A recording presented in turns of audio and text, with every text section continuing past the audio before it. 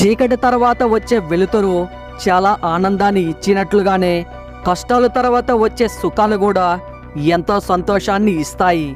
నిజాయితీగా ఉండడం కూడా ఒక యుద్ధం లాంటిదే. యుద్ధంలో ఒంటరిగా నిలవడం ఎంత కష్టమో సమాజంలో నిజాయితీగా ఉండడం కూడా అంతకన్నా ఎక్కువ కష్టం. ఎంత ఆకలితో ఉన్న సింహం గడ్డిని మెయ్యదు.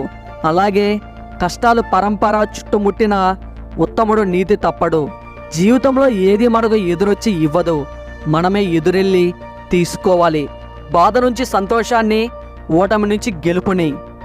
గడ్డివామును తగలబెట్టడం వలన సముద్రం వేడెక్కలేదు. ఎవరో విమర్శించారనో హేళన చేశారనో ఉన్నతుల మనసు ఈ కలత చెందదు. ఏడిస్తే నువ్వు మాత్రమే ఒంటరిగా ఏడుస్తావు.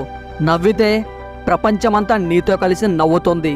కేవలం ఊహలతోనే కాలాన్ని గడిపితే ప్రయోజనం ఉండదు.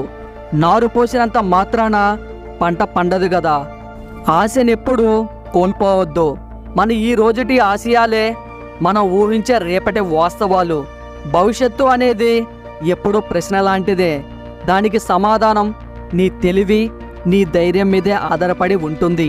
నేను క్షమిస్తాను దాని అర్థం ఇతరుల ప్రవర్తనని అంగీకరించానని కాదు, నా జీవితాన్ని ముందుకు తీసుకువెళ్తున్నానని. మీకు ఇందులో ఏ పాయింట్ నచ్చిందో తప్పకుండా కామెంట్ చేయండి. అలాగే ఈ వీడియో మీకు నచ్చినట్లయితే మీ సపోర్ట్గా ఈ వీడియోకి జస్ట్ లైక్ చేయండి చాలు. అలాగే ఇటువంటి వీడియోస్ కోసం ఈ ఛానల్కి ఇప్పుడే సబ్స్క్రైబ్ అవ్వండి. Thank you.